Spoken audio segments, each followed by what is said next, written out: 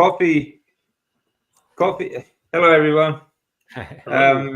Anyone who's going to join us tonight, just want to say hello and welcome. Thank you all for joining us before you get here anyway. But yeah, so we're just going to talk about anything and everything, diet, carnivore, anything that comes up to. So you can ask us any question you want. Ducks, iguanas. Today I'm joined by the carnivore teacher, John Lespina. And I'll put the brands up so everyone can see who you are. There we go. I'm going to learn how to do that tomorrow. That makes it a bit easier. And of course, Charger Mopar, the 40-year carnivore, the one who's probably smarter than anyone who's actually started the carnivore diet because he's done it his whole life. Well, since he's a teenager. So, plenty of experience between us all. And like Rick's got 40 years, I've got 10 years. And John, you've been doing it 5.5 years. I'm the baby. Yeah, keto and carnivore 5.5 years. So, that's anything over 5 years is long term. So we're 3 long-term carnivores right I'm here. hoping I've got the seed oils out of my system by now. I hear it takes about five-ish years to get all that out. Well, no, that depends. That depends on your body fat percentage because seed oils are stored in body fat. So it depends like how long it takes for your body to get rid of them. It actually depends on how much body fat you carry and how much activity you do as well. So for someone like a lean body who's active will get rid of them fairly quickly, I would say. That's another motivation for me to get thinner and work out harder then. Yeah. Dr. Nelson is joining. Hello. Hey, Dr. Nelson. Thanks for joining us. Yeah. Okay, so continuing from our conversation backstage, we were talking about coffee. Now, coffee is probably the world's most most used recreational drug, I would say. Yeah. Mm-hmm. Yeah. Don't take people's coffee away from them. They're like, it's like heroin. Don't take my drug, take my coffee. Yeah, that's right. I'll do carnivore, but don't take my coffee. Exactly. Yeah. It's like the last thing to take away. Yeah, that's right. And that's fair enough. I mean, like there are plenty of carnivores or plenty of people out there that have still achieved what they want. Right. By while still keeping some sort of vices that they've always had. I know some that still drink alcohol, for example, but they've achieved what they wanted. They've reversed their diabetes. They've lost a lot of weight, and that's fine. I mean, like I always say, like you're a grown-ass adult. Like you don't need anyone's permission or anyone's approval to eat or drink whatever you want. But the best we can do is maybe show you why we avoid these different types of foods, and that's about it, I guess. Really, we put the messages out there, and someone's still drinking alcohol or still drinking coffee, and it's going in their head. Okay, I didn't stop drinking coffee right away, but eventually, when you're ready, and everybody's on a different part of their timeline, and when it hits them or they're ready, then they'll try it and see the benefits, because there's many benefits to not being on coffee. And it's not hard to stop if you do it a certain way. A lot of people are afraid to stop. They're afraid of getting the headache. Yeah.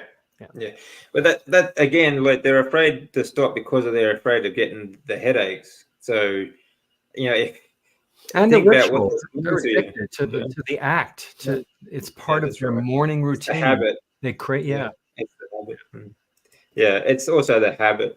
Yeah. So, but going back to our conversation before, we were talking about some of the things that are in coffee, and one particular element is called acrylamide. Rick also mentioned that acrylamide is something that forms in carbohydrates when it's been heated, cooked, processed. Okay, and I've come across an article. I'll share it with you actually because I want you to see it. I want everybody to see this because I just looked up acrylamide. I never knew what it was. I thought I knew a lot of stuff about being healthy, and I'm learning things every day. I never heard of acrylamide. Okay. You don't hear it being spoken much. All right. So this I heard about that 10 years ago. Did you?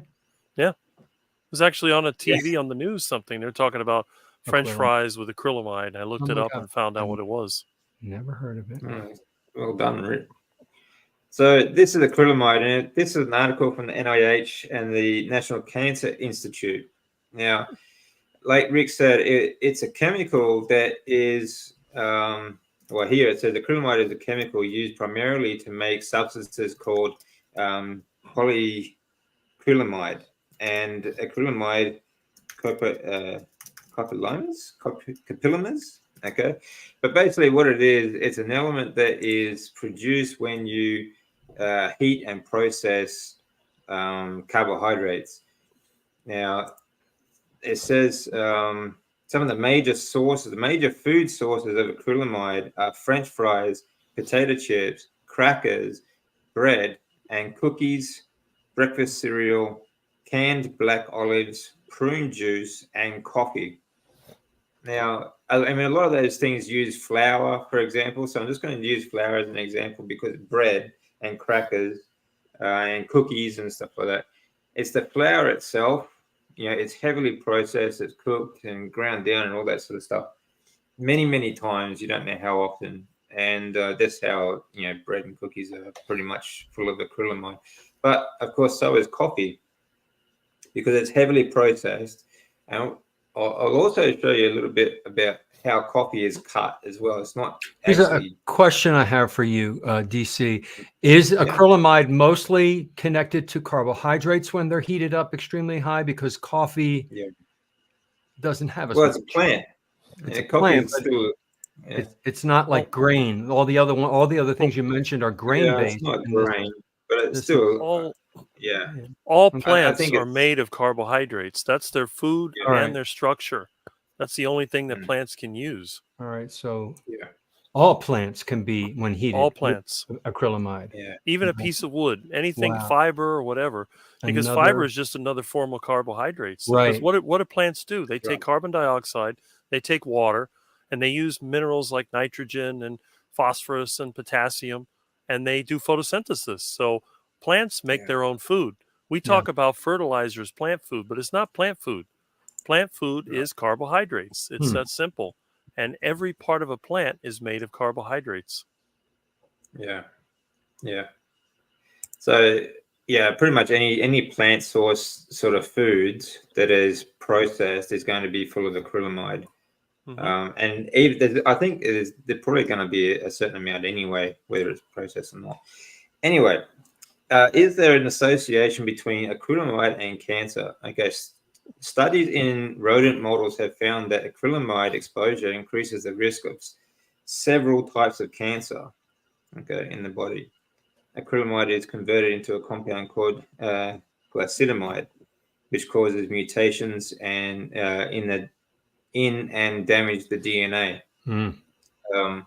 Now, it directly damages your thyroid as well, and damages your which would obviously damage your hormone production and things like that as well.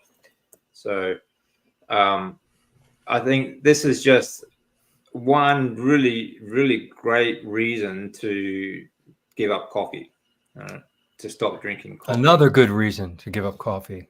Another good reason. I'm going to make a video on it. You do feel a lot better. I think you feel a lot better when you're not drinking coffee. I know when I gave up coffee, like beforehand, I never drank a lot of it, but even 1 cup a day, I found that I got a lot of esophageal mucus when I was speaking, and I couldn't speak, or couldn't do a podcast without a glass of water next to me so that I could clear my throat. Wow. Interesting. And things like that. So, plus, I think I wake up a lot more alert now without coffee than I did like after drinking coffee before as well. Anyway, so how about you guys? Rick, you don't drink coffee, do you? Rick, did you ever drink coffee? I always hated it. I hate the smell of it. I always associate coffee with like the office and school, which is one of the places I didn't like being in, because that's usually when I was in trouble. And I always had a coffee breath, right? Yeah, and then on top of that, I associate it with cigarettes, which is another thing I hate. So it seemed like coffee and cigarettes always went together. So every time there was coffee, I just wanted nothing to do with it. Actually, now you mentioned that, Rick, it's actually the acrylamide in cigarettes that is linked to the cancer, the cause of cancer and lung cancer. Wow. Yeah. Well, that and the nitrosamines. There's nitrosamines that are generated when you burn tobacco. There's a lot of toxic chemicals that come out of it. Or more. Yeah, there's thousands, I think. There's so many different chemicals that they end up burning up the end. Plus, like cigarettes like today as well, it's not just the tobacco, it's actually the chemicals they add to it as well. Formaldehyde so that you don't choke. They added formaldehyde so that the coughing reflex is suppressed. That's right. And they also put urea to increase the nicotine absorption. Right. Because nicotine, you're addicted. To absorb nicotine, you want to have nitrogen compounds. And you can't give somebody, for example, ammonium nitrate because they'll choke on it, but you can give them urea because they can burn that and it won't cause them to choke. Wow. Yeah, so nasty stuff. Stuff. Yeah. $58 $58 packet too. What is Sandra saying? $58 a packet too for cigarettes, I guess. When I was a kid, I think there were carton. I think for a pack it was 25 cents when I was a kid. Yeah, when we were young, it was real cheap, and then they added more and more taxes. Well, I think here, a lot of kids in Australia, they're extremely expensive. Actually, this is something I don't understand. Actually, the younger generation taking up cigarettes when they know that it's so bad. Yeah. But apart from that, like in Australia, it's extremely expensive to smoke. Like the taxes on these cigarettes, like a pack. Last time I checked was like years and years ago. It was like $22 a packet of 20 cigarettes. So it's more than $1 per cigarette. And the average smoker in Australia spends $10,000 to $15,000 a year smoking. That's crazy. And most of them are poor people too. Right. That's the sad part. They've always got money for the cigarettes. And the demographic is poor. And then if you go a little deeper in research, at least here in the US, if you go to the 7-Elevens, the Circle K's, all the convenience stores, they're all glass in the front, and all the advertisements are down low, almost at a child's level. They're advertising to children. The Camel cigarette was the cartoon character. Well, when we were kids, they used to have candy cigarettes. Remember those? Yeah, I remember. You blow out the sugar. Yeah. Yeah, that's right. Yeah, I remember those. Actually, we used to get them when we were kids. Yeah, you'd always, they'd always pretend that they're smoking. It's a cool thing. A lot of kids I knew used to do that. In fact, a lot of kids I know, they used to go to get cigarettes from the cigarette machine. You could go to the bowling alley down the street, and even at the motel. They had the thing you pull out to get cigarettes out. You put your quarter in there. Until recently, like they were still selling cigarettes in vending machines, like just in the street in Japan. I can see that. Yeah. Just open the street, like they got vending machines everywhere. When I was there, it was years and years ago. So many Japanese smoked. They were so many smokers everywhere, and they didn't have any laws that we now have in place. I don't know if they do now, where you can't smoke inside or in restaurants or anything. They smoked everywhere, in the elevator, everywhere. It was disgusting. Yeah. When I first went there that was just pretty recent, actually, 2003. When I first went there, like the difference between smoking and non-smoking in the restaurant was like a half curtain. That was it. Smoking.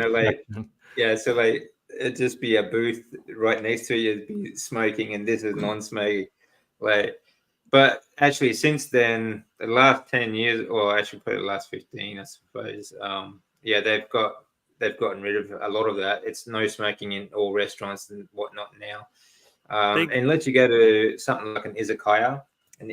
They have like private rooms for you to eat in, and then you can smoke in those. But apart from that, and I think last time I went, actually, it seems to me like there's less and less people smoking in Japan, whereas in Australia, and it's really still very dirt cheap to do it in Japan, but in Australia it's really expensive, but more and more people are doing it.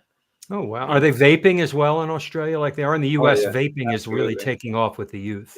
Yeah. And then I see people in their 30s and their 40s vaping. They have the thing in their hand, and they do it inside. They do it in places that you're not allowed to smoke because it doesn't fill up the room with smoke. Right. Yeah. And I feel so bad for them. I'm like, how terrible. I mean, they're getting like 3 times the amount of nicotine because they're vaping more and more and more. It's not like a cigarette that you smoke it, you put it out.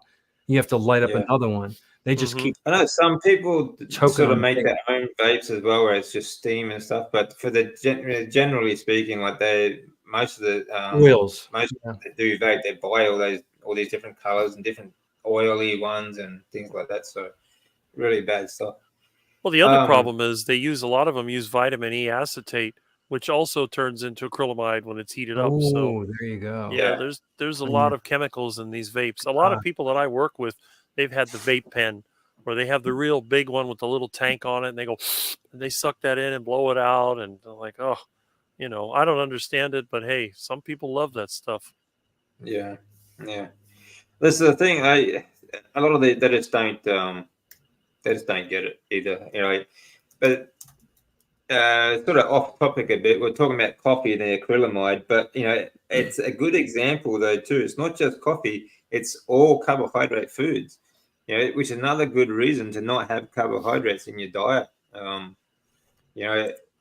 It's not just. I mean, these were the major food sources. Like I said before, is French fries, potato chips, crackers, bread, and cookies. Like those are probably the 3 biggest. I would say.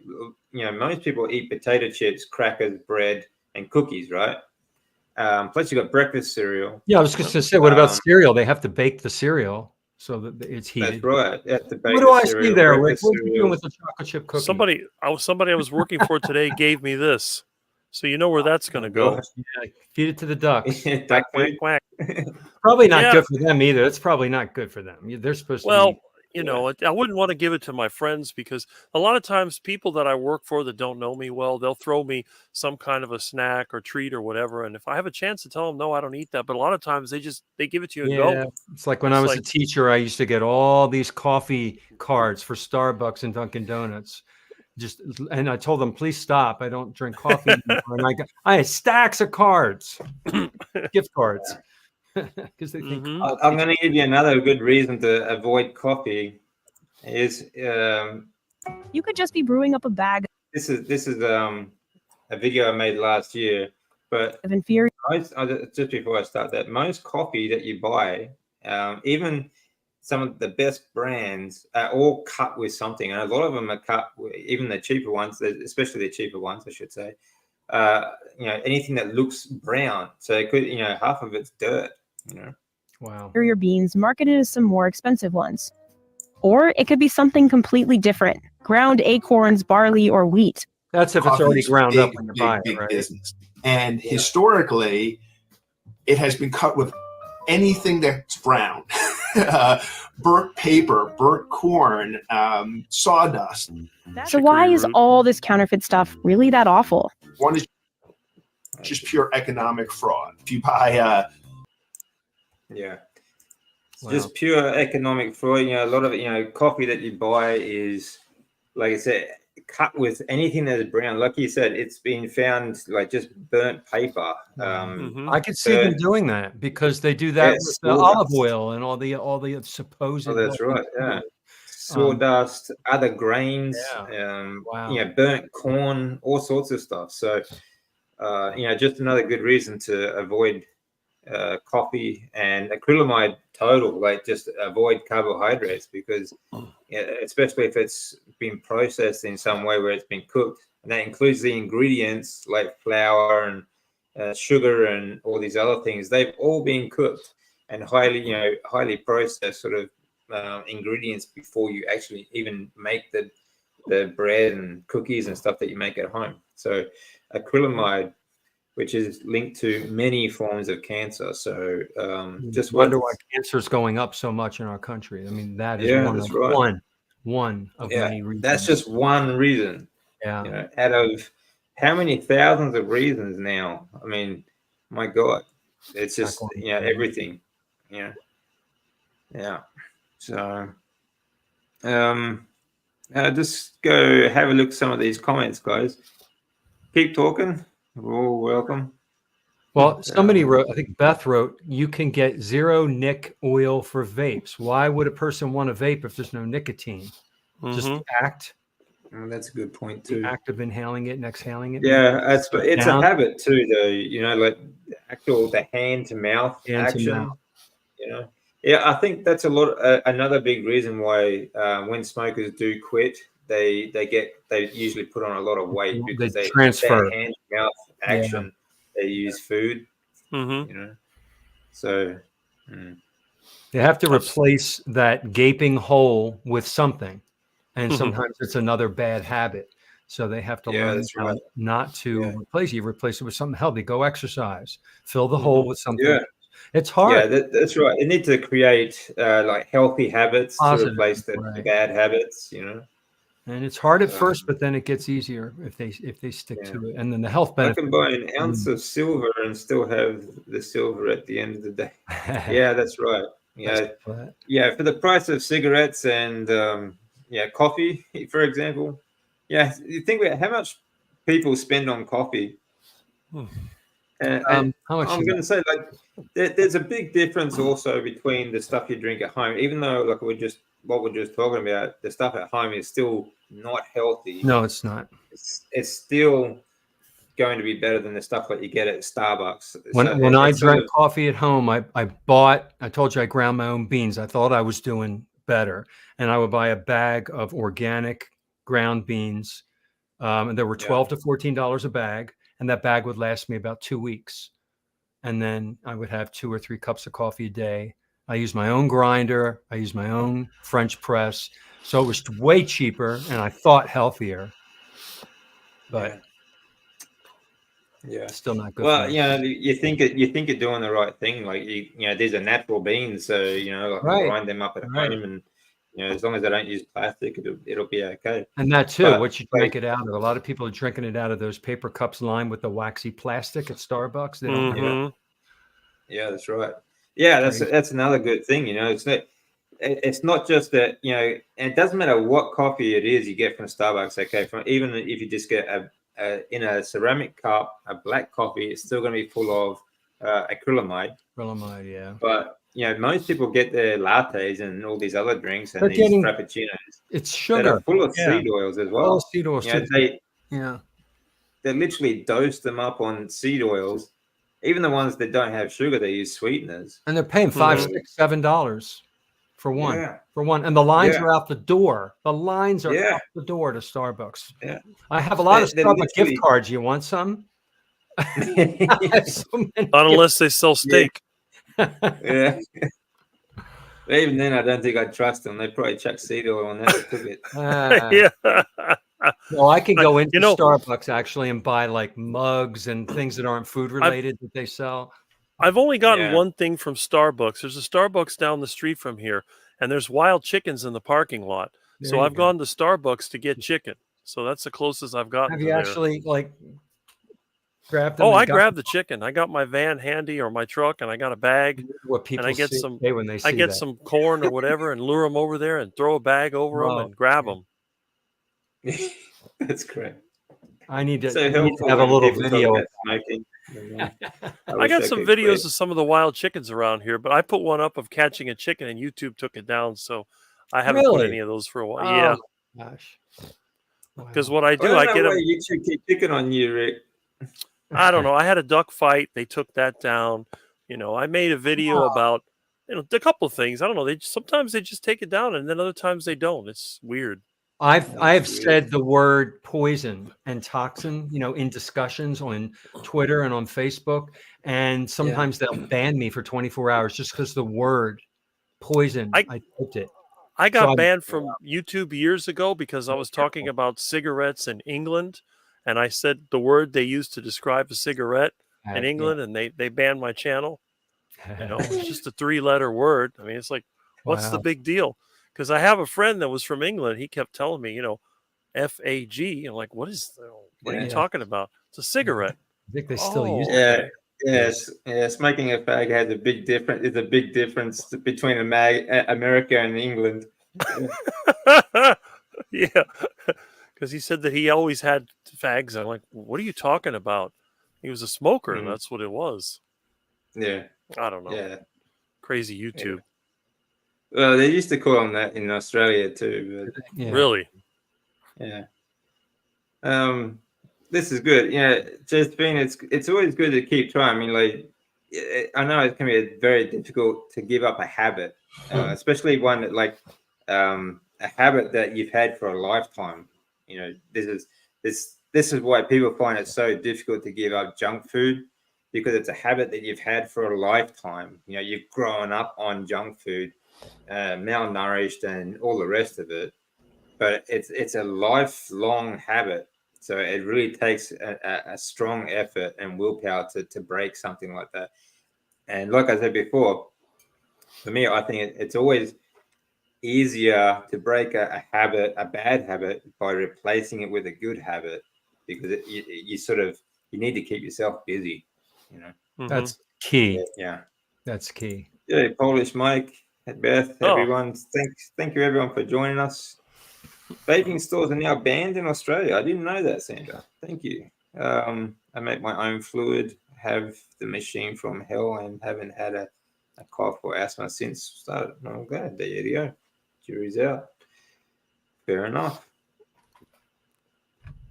There's a QQQ there.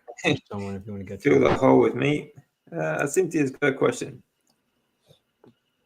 I don't even know what it is. Hey, Brett, how you doing, mate? You're welcome to join us if you want. Chicken predator. Chicken predator. Yeah, I think he's an iguana predator, that's for sure. He's a reptiles.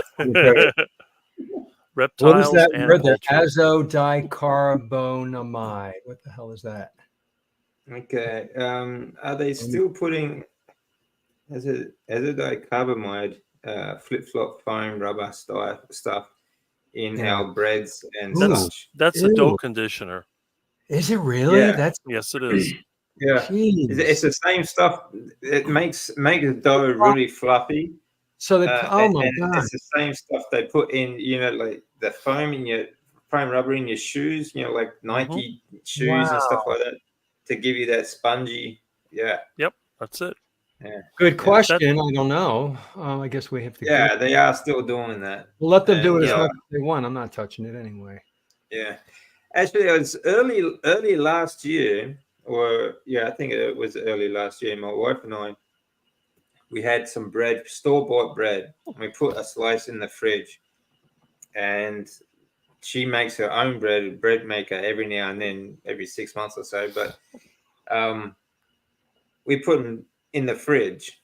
Her homemade bread, I mean, don't get me wrong, like, it's still got flour and stuff like that, so it's going to have acrylamide in it and all this other stuff. But her homemade bread was stale and starting to grow by day 2 in the fridge. The store-bought white bread, looked exactly the same for 3 months in the fridge. It did not change at all. In the end, I just threw it away because I got bored waiting for it to start growing. Yeah. That's scary. Yeah. It's like that. It's like that Big Mac. They have the Big Mac on the bookshelf for years, like 10 years, and it hasn't changed. Yeah. Nothing. Yeah, it didn't change. I mean, it got a little bit smaller, but the bugs won't eat it either. Yeah. Yeah, that's right. Even the bugs wouldn't eat it. Bugs are smarter than people. I know. Well, you have to realize also that most breads today are fast fermented. They use either sodium compounds or something just to cause it to fluff up. It's not like traditional bread that uses yeast or even bacteria like a sourdough, because the sourdough bread, it digests a lot of that carbohydrates to make the carbon dioxide that makes the bread rise. So traditional bread is going to actually have less sugar than modern bread. And on top of that, because it has all that bacteria in there, it's very likely that mold, that fungi and bacteria will take over.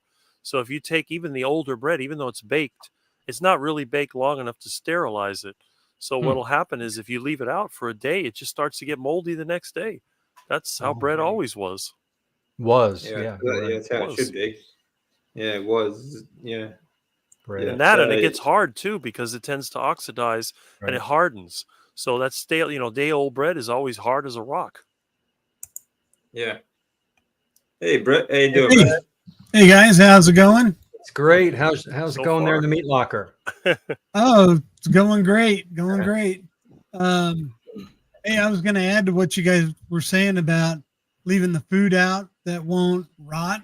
The McDonald's apples that come in the Happy Meal. You mean?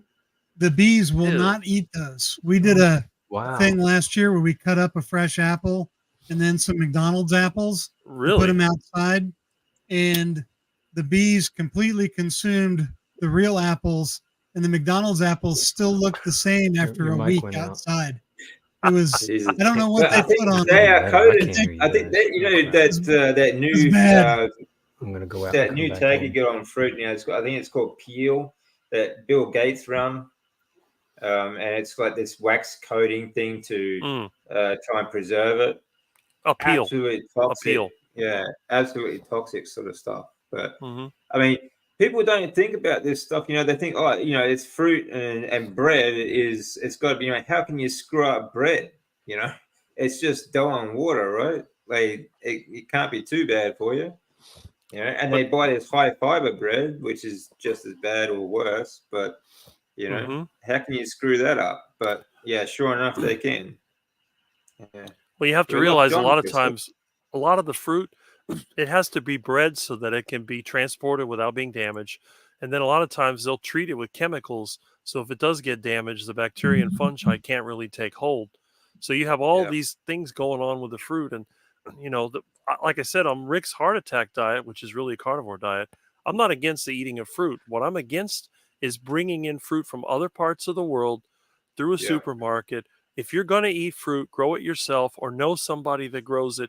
Pick the fruit in season, eat it along with your meat, and that's it. Once the tree's out of fruit, that's the end of it. You know, here in Florida, you want to eat those sugary mangoes, they're only available for a week or two. You can't have mangoes year-round because they're going to rot. You know, you have all this fruit that forms, you give it away, and then it's gone. And what do? It just rots on the ground. But you go to the store, you could eat the same fruit day after day after day and just keep getting that sugar constantly. Plus all the stuff they put in the fruit, like you said, the coatings, the chemicals, the gases, all these things that they do to keep the pests out of it. They're larger and sweeter. They're larger and sweeter because over time we've been doing that to sell them. Yeah, that's right. Yeah, and like fruit doesn't naturally look that beautiful and clean. Right, it's supposed to have. It's supposed to have like all sorts of. Yeah, you should see what the fruits in my yard look like. The oranges, the grapefruit, the cherries, everything has bumps and you know, a few chew marks from insects and who knows what else. A lot of times iguana marks from iguana claws. But nothing's perfect. I don't think I've ever picked a piece of fruit that was totally perfect. Then you go to the store and you see an orange is completely orange. You look at that and like, what is that? You know, I can show you an orange from my yard. It's orange and yellow and brown and gray and all kinds of colors. But the funny thing is, I'm the same. I've got fruit growing in my yard too, and my dad's yard. I've been growing trees, you know, for a long time. I love growing trees, you know, especially fruit trees. But you know, like apples and passion fruit and all these other things, most of it just gets eaten by the birds. Yeah, you know, that's it. But, and the insects. You know, and that's right. So, you know, I think it's great for people to grow food. I think it's great to grow, especially, you know, fruit off trees and things like that. But you can only eat it when it's in season. That's for one. It's not, you know, covered in chemicals or full of preservatives and all sorts of other junk that they do. Plus, environmentally, you're growing a tree, for one, it's going to be good for you. But, you know, when they ship this stuff all over the world, you know, think about all the refrigeration. Because they freeze these things. Then they've got to ship these things by truck, by ship, by airplane, by everything else. So environmentally, they're far worse, you know, for everything all around, really. Now, to do that, they have to pick them way before they're ripe. That's it. Which I heard is not healthy, that when they become ripened after they're off of the vine or the tree, they're not as healthy. There's more of a bad chemical in there. Plus, calcium oxalate. As soon as you pick them, they start to lose nutrients. Right. Okay. I mean, not only that, we can't really absorb any nutrients from plants anyway. But as soon as you've taken them off the vine, off the tree, whatever, they start to lose nutrients. So you think about between the time it's taken them to pick them and for you to get it in the grocery store is anywhere between 3 and 6 months, depending on which part of the world that it came from. There's absolutely nothing in it except chemicals. That's right. So, it's just not worth just it. wild to think that you could be eating an apple that's 3 to 6 months old. And another thing, when you pick fruit too green, a lot of times the fruit will react. It'll produce more defense chemicals when it's picked green. That's what it is. Exactly. You know, a lot of times with some fruits you pick them, you'll see sap or other material exuding from the fruit. That's a defense chemical. You want to wait until the fruit is ripening on the plant. And if you ever look at a fruit tree, nothing eats the fruit when it's green. Nothing eats the fruit when it's unripe. It waits until it's ripe and then it eats it. And that's right. Yeah, that's just even obvious. bugs, bugs and birds, and that they'll wait till it drops off the vine first. That's right. Yeah. I bought some Spam food earlier today. Don't worry, not for me. I bought it and gave it to a homeless. Oh, that's nice of you, mate. Sleeping next to an Aldi store. Good on you, mate. Like even like tinned meat is gonna do you in a pinch, And I think like I have some tinned meat stored in the garage for prepping purposes. But it's good to have fishing equipment too, so you can go fishing and get your own food and things like that. But tinned food will do you in a pinch, And I have been a prepper ever since the earthquake. I always like to have food stores that are readily available for anything that happens like that. So frozen meat is my main prep.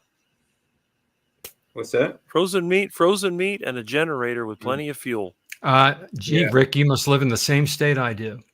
That's exactly what we have. We're ready. I turn my generator on once a month, exercise it, get it ready because this might be a really bad hurricane season. We might be without power, and I don't want my freezer in my garage with all my meat to defrost. I need to get my diesel generator back together. I got my gas one as a backup, but I got my diesel generator and parts all over the house. I ordered the gasket set and then I lost it, and I don't know. I'll get it eventually. Wow.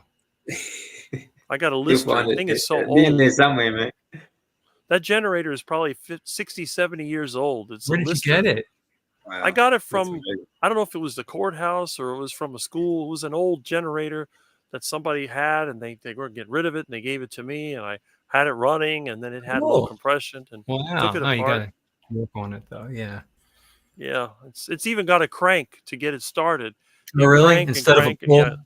It's a crank, and then it has like a lever. So you crank this wheel and you get it going, and then you release the clutch, and then it tries to start. Like the lawnmowers. Yeah. Oh, yeah. I had a lawnmower. I have some of those parts. Yeah. But the thing is, it'll start off with a battery. But if the battery goes dead, you could still start it by cranking the wheel. It's handy. Yeah, that's a good thing.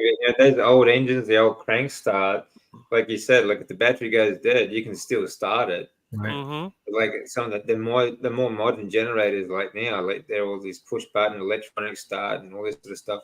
But if the battery's dead, it's just not going to start. The other problem is that most of the new generators do not have a permanent magnet, or they may not even have an electromagnet. They're using a capacitor exciter, and they go bad. Those capacitors can fail, and then your generator will run, but it won't produce any power. Yeah. So it's a good idea to keep a spare capacitor, or like I do, just use the old generators, have that as a backup, because they always work. Yeah, that's good. Yeah, good. Yeah, it's good if you can do it. I mean, I think everyone should be a prepper, not just for. I mean, there's all kinds of problems in the world that it could be a natural disaster. It can be you don't know how long if the lights will go out, power goes out, all these sorts of things happen. Things happen like that in life, but you should always have. I mean, hope for the best, but prepare for the worst. Right. And you tend to prepare when something happened to you, like you experienced that earthquake. We've experienced hurricanes. We know what it's like to be, and Wilma and all the other bad ones. We know what it's like to be without power for weeks at a time. So, but the average person who lives somewhere else that hasn't had that happen to them, they can be told, you need to prepare for things. And I'm like, yeah. People they don't understand. Here in Florida, they become so dependent. They become so dependent on electricity. You need air conditioning. Yeah. And now you must. Everybody now has everything on the internet. So people laugh at my collection of cassettes and records and all that. But when that internet goes down and they have no music to listen to and nothing to watch, I can still listen to my old stuff. There's no problem there. Yeah. Yeah, that's a good point, Cynthia. Yeah. I mean, not all bugs, but, generally speaking, animals especially will wait until the fruit is ripe, or dropped off the tree or vine, Cockatoos not always either. Where I am in Indiana, right in the middle of the United States, it's pretty rare for us to lose power for more than a day. Worst thing we'll get is I can live without electricity. Yeah. But, I keep extra propane and charcoal and things like that so we can continue to cook as we need to if we do lose power. And EMP can happen anywhere. That's true. Yeah. Well, nowadays with what's going on in Russia, and who knows what's going to happen? We might have an atomic. And here in the U.S., we don't make anything anymore. So if an EMP damaged transformers, it could be years before the power grid is restored because they basically export everything overseas. They got rid of all the domestic manufacturing. It's the same most of the time, it wouldn't damage that, but if it happened, it'd be a disaster. It's scary if you think about how much we're dependent. We're so dependent on electricity and the internet for everything. Yep. Yeah. An EMP would wipe out the internet. It would be gone. Well, the car won't start either. Nothing magnetic would work for a while, right? It depends. Most of the cars, the computer is well shielded. The ECM or the control module is usually in a cast aluminum housing with the metal cover. So the car depends on the complexity of the car. The older cars wouldn't work. Yeah. Well, a car from the 60s is completely immune. I've done my own EMP test. It makes the car just stutter for like half a second. If you have a newer car, it'll shut it off. Anything from like the 80s up can shut off in an EMP. But most of the time they'll restart because I EMP'd, what was it 1995? I forget what that car was. It was a little Ford car. It might have been a Festiva or something like that. We EMP'd that thing several times. It would shut off, but it would restart, so it would go. But the newer ones, especially the luxury cars that have multiple modules, they communicate with each other, they would just fry because the EMP is just a fast-moving magnetic field. So anything that's not in a Faraday cage can generate enough power. Most of the chips that we use are MOSFET or CMOS, and they don't take much. Only maybe 5-6 milliamps is enough to burn them. So an EMP would just wipe out pretty much everything communication related. Yeah, goodbye cell phones. The more modern ones now, especially most cars are automatic now too, and they all, even the gearbox have their own computer system as well. Yep. So that would just, falter. Have a look at the more complicated they are, the more things the systems are going to fail. Like under an EMP, especially vehicles with like those sensors that braking sensors, things like that. Their brakes lock on. All sorts of problems happen with them. But think about the electric cars too. Yep. Oh yeah. And it's not just the cars. Fail. Think about all the farm equipment. It's all electronic now. Well, air traffic controlling, traffic lights, trains. Our communication system, airplanes, everything is going to come to a grinding halt. Trucking. If we go there. Yeah. Big time. Yeah. Pretty much every car from 2000 and up probably has anywhere from 20 to 60 computers in it. I'm in the industry, and I'm around these cars all the time, and there's electronic control systems for everything, for the ignition, for the timing, for the transmission, for the airbag system, the braking system, the throttle, the emission system. It's almost endless on the number of computers that are in cars today. You pretty much got to go, like Rick said, pre-80, 85 maybe. If it's got an ECM, an electronic control module in it, it's susceptible. You know, if you're running something with a 1972 Chrysler electronic ignition, you know, you can start that thing with a screwdriver and go. As long as your battery's up, you can start that thing. If you have a 69 charger like I do, there are no computers whatsoever. The only electronics is in the AM radio. Right. I had a 69 VW Bug that I played with for a while. And it was so basic. When you drove it, you felt the road in the wheel. That of course wasn't power steering. You felt everything was manual transmission. Everything was manual, and just I still drive manual. The heater, you lifted a lever and the heat would come through a little tube. It was no motor. Yep. You know, the windshield washer with exhaust, tire pressure. It was cool. Yeah. I mean, like they're so basic. Like even the old windshield wipers ran on a vacuum, right? Yep. rather than electronics. Yeah. Yeah. But you know, very reliable. I mean, like you said, like these days, like an EMP would wipe out most transport. That's it. Yeah. And the communications, that's the worst part. Everybody has a cell phone. Everybody's using the internet. And most people I know, they live on the internet. Their entertainment. Look where we are now. Exactly. Yeah. Like especially now, people freak out when they don't have their mobile phone for one day. You know, right. Especially the younger generation, because they were brought up on this thing. They live on this thing. I know. I taught those kids. Like for us, like junk food and stuff. Like for them, that is a lifelong habit. We've lived without it for years, and it came into being as I don't know how old you were, but when did they become prevalent? Like 2008, when everybody started getting a smartphone. 2009. It's not that long ago.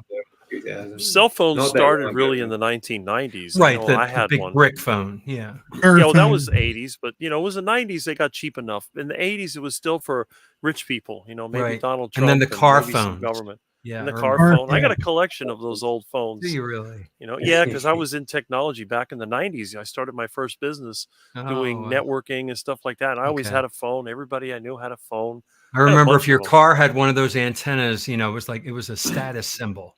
They used to sell fake ones. So they did. I was just going to say that. They sold fake ones. I had a CB antenna for the longest time. I used to have my CB. Still have a CB in my truck, my van, my car. Yeah.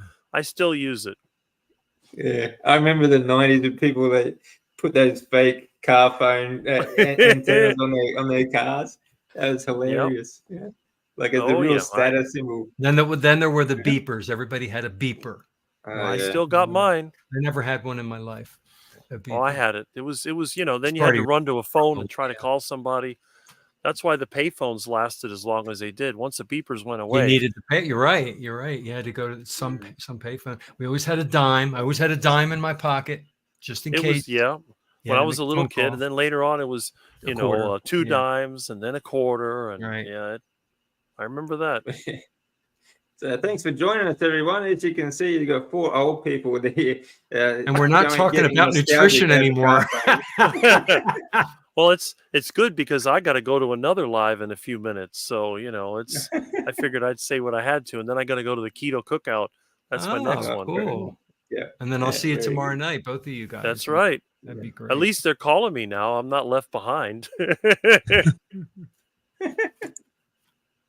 You guys are showing their age, yes. Yeah, talking about car phones. I think most kids today wouldn't know what you're talking about. They wouldn't know what a payphone is.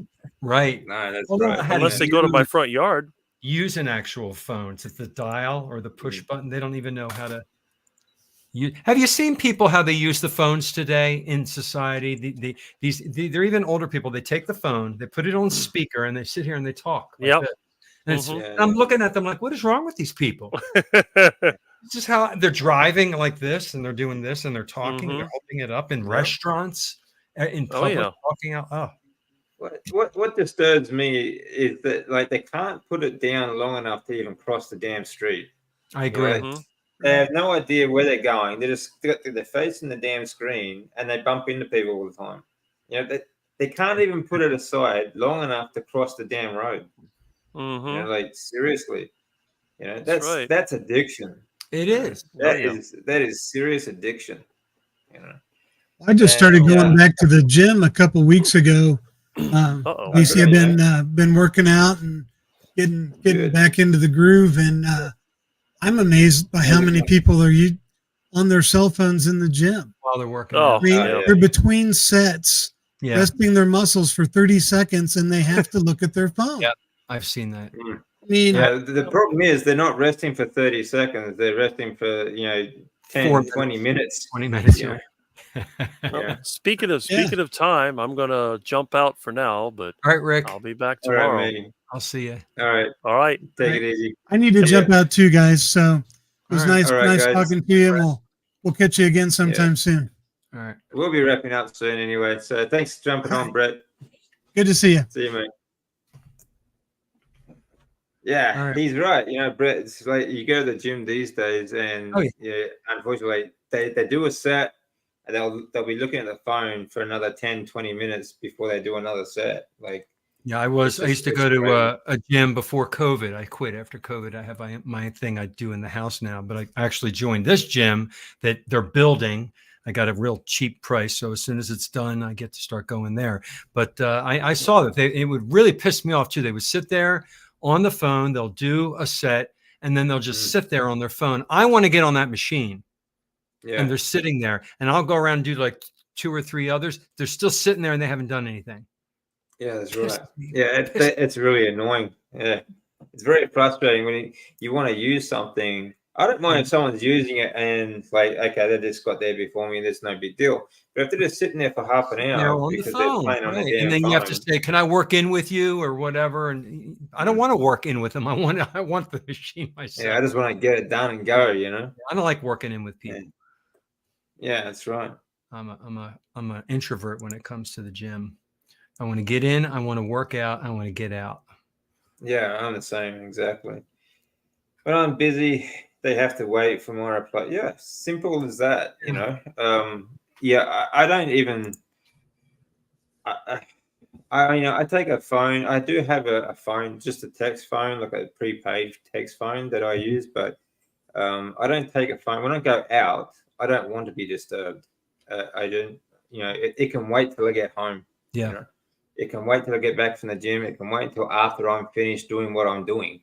You know, there's nothing that important that it's going to happen that is going to disrupt what I'm doing. You know, there was one time in my life, 2 times in my life when my mother and father were ill and they were kind of dying, and they lived up in another state, and I put my phone on, make sure that I had to have it with me for my brother to call me. I needed to find out stuff right away, or if I had to hurry up and get up there. That's it. That was the only time I absolutely had to have the phone, and it was a convenience to have that. But you don't need it for all these other reasons. They're getting their little dopamine hits from their little text responses, the likes on Facebook. They're getting hits of dopamine. Yeah, that's right. Yeah, and again, like it's the blue light stuff that comes from these phones, so it's the dopamine addiction as well. So, hello, Copper's Kitchen, good to see you. So we're finding another thing that bugs John besides bad grammar. This person knows who I am a little too well. There's a lot. I have a lot of little pet peeves. I mean, we all do, but I agree with I'm a very auditory person, so certain things bother me. Certain sounds I can't stand. I have to mute things, and I don't know. Yeah, I get that way too. Certain sounds they tend to grind you. Like nails down a chalkboard. And smell like when people wear a lot of perfume and cologne. I can't stand it. Oh, that's bad. Yeah, I don't like that. Yeah, that's actually bad. I find that bad too in the gym. When women will come in, they've literally got a cloud of perfume around them that you choke. Yeah, a lot of it is it's women with hairspray. I notice it's the hairspray smell that I almost want to throw up. It's so strong, and I don't think it bothers anybody else. But I smell it like it's so offensive to me. I can't work out anywhere near people with with hairspray on. Yeah. Weird. No, I agree. You just can't breathe around them, you know. Yeah. Burnt themselves. Has anyone burnt themselves and not know till the burn came up? As I do not remember burning myself.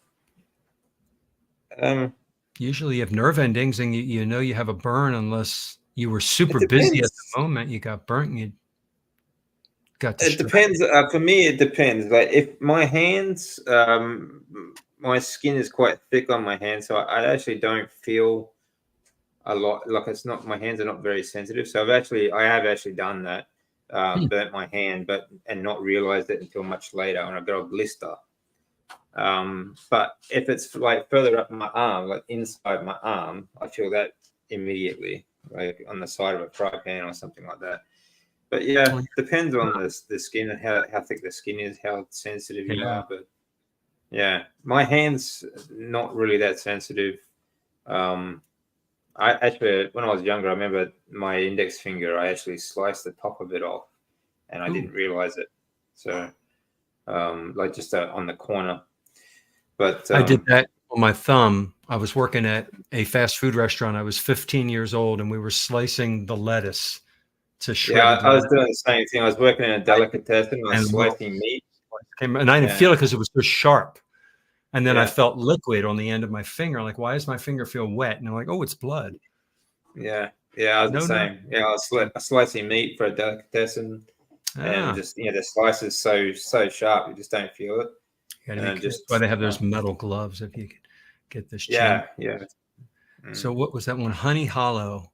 Honey Hollow, you know how healthy it is not to put anything on your skin because your skin absorbs everything you put on it, even makeup, everything goes right into your bloodstream, your biggest organ in your body.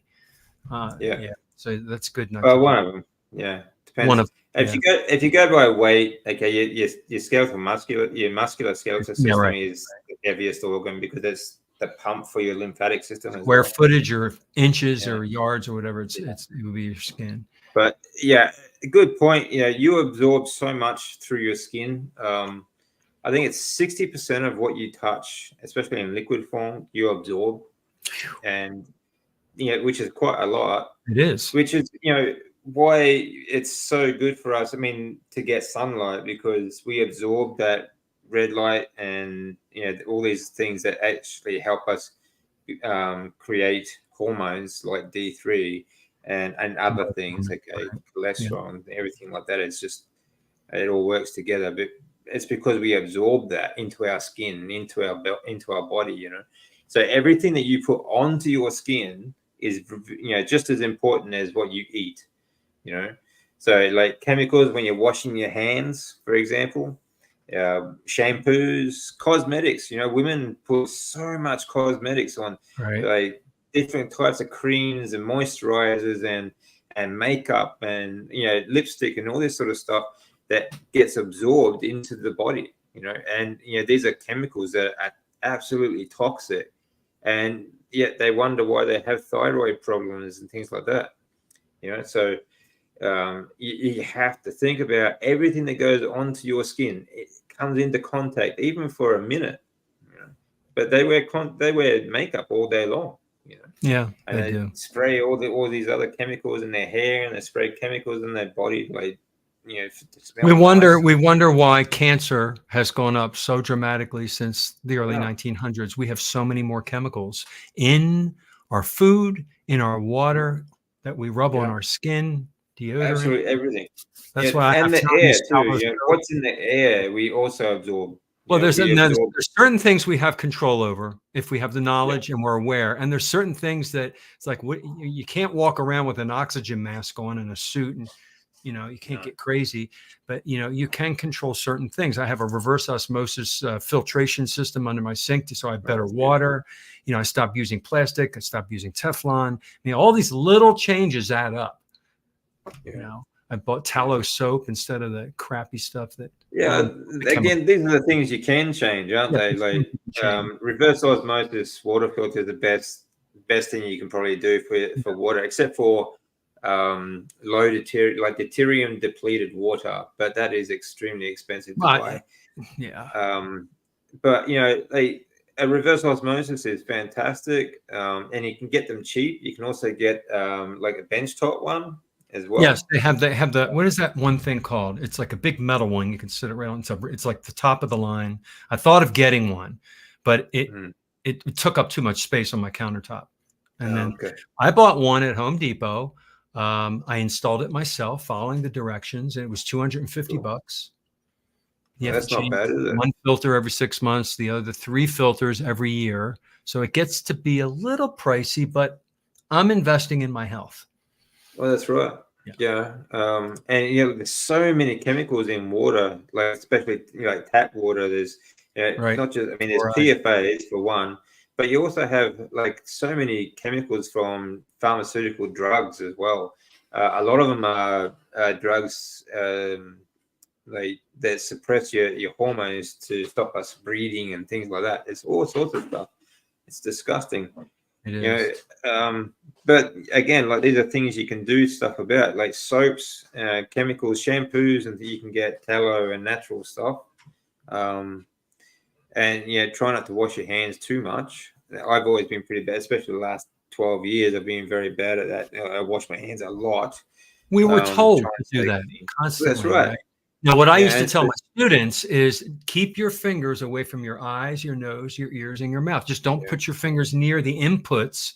And if you have a bacteria, like if you touch Staphylococcus or whatever, a streptococcus, whatever the virus is, if it's on your fingertips, it can stay there. It's not going to go into your system because you're not biting your nails or scratching your eye.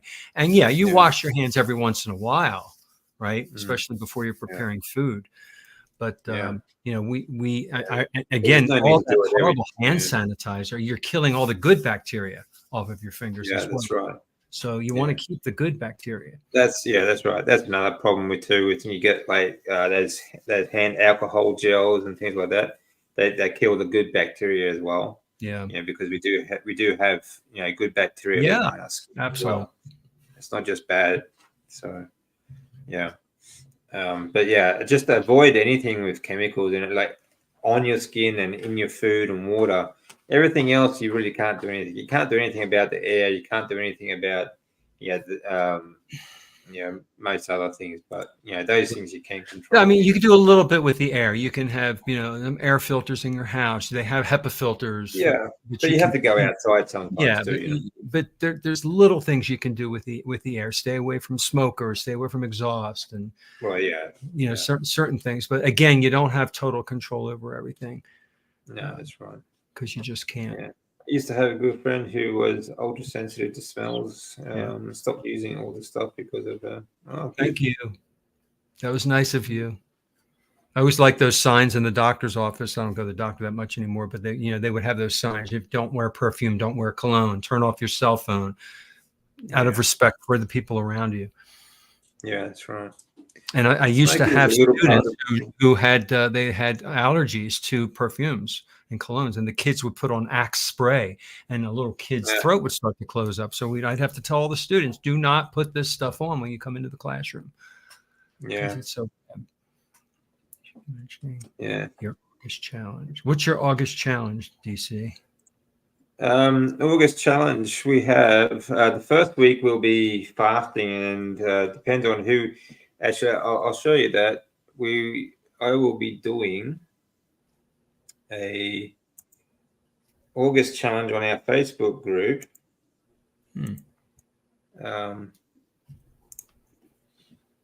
It is the first week of August. We'll be fasting, and you can choose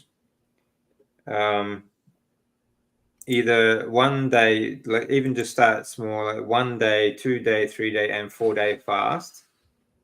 Okay. I'll be doing a push-up challenge, light exercise challenge, and also a bit of rucking and sprints. So cool.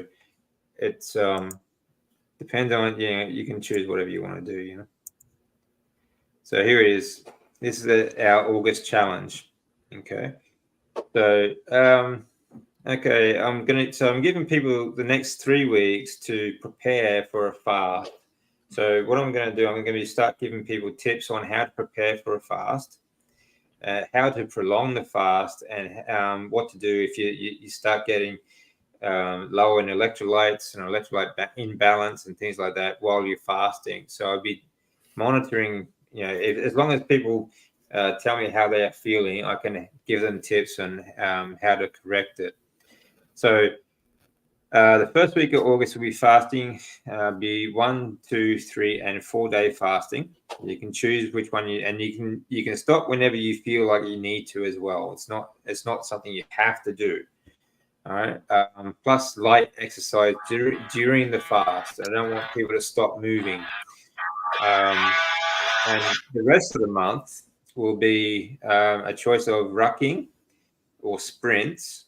You can do sprints on the bike if you've got like a stationary bike at home, or you can do running sprints wherever you can, like in the backyard or down the beach or anything like that. There'll also be a push-up challenge. So even throughout the fasting, we'll be doing a push-up challenge from day 1, and it'll be an incremental push-up challenge. So whatever people to do their maximum amount of push-ups on day 1, and every day past that to do at least 1 more push-up than their maximum from the first day. So we're just gonna do that for August. Okay. Sounds good. So, and there'll be, I'll be making some videos, and also there'll be a Q&A for that too. So for the challenge group, and I'll give you as many tips as I can.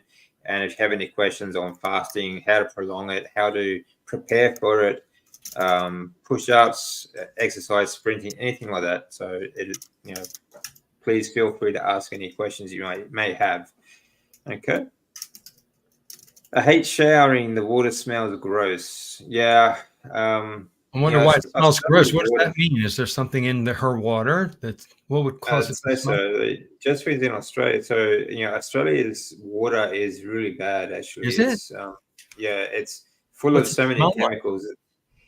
But it's actually there's actually a news story on this last, I think, a couple of weeks back. We actually have like about 140 times the amount of PFAs in our water than America does. Ooh. Yeah.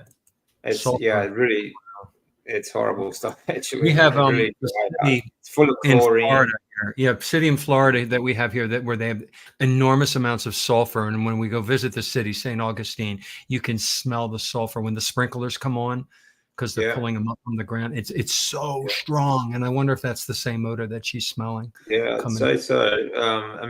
The Australian tap water also has sulfur, fluoride, and all sorts of other chemicals as well. So it's really horrible, dry, hard sort of water. So distilled water, it's very good too. Water that I remineralize yourself. Good.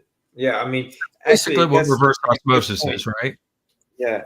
Basically, it just distills the water. Distilled water is fantastic, but again, you still have to remineralize it, because we actually are supposed to get minerals from our water, but we can't get these days, obviously. So it's a good point to always remineralize it after filtering your water. So and a good salt, a good mineral salt would do that. I use salt water all the time. Yeah. Yep. Thank you, Cynthia. Very good. Sprinting and rowing, good. Yeah.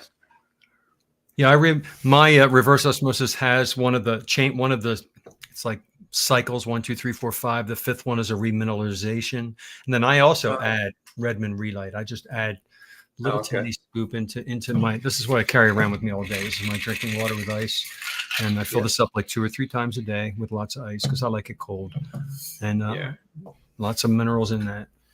It helps when it's really hot and humid to have a nice cold water. Have it as cold as you can get it. So okay. Well, I don't want to keep you too long, John. So it's just been over a little bit over now. It's been good though. Thanks for doing this. Pretty quick. Yeah.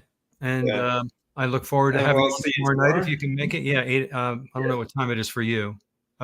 Same time. Well, it's not same time. So you started at 10 o'clock tonight, right? Yep. Today here. So it'll be 9 o'clock for you tomorrow because I'm going on an hour earlier. Yep, no problem. I'll be there. All right. Thanks everyone for joining us. I hope you got some good information out of that. And please feel free to bring any more questions. If you have any more questions, please just leave them in the description in the comments. And either John or myself will get back to you as soon as possible. Yep. All right. Have a great day, everyone, and take care. See you later.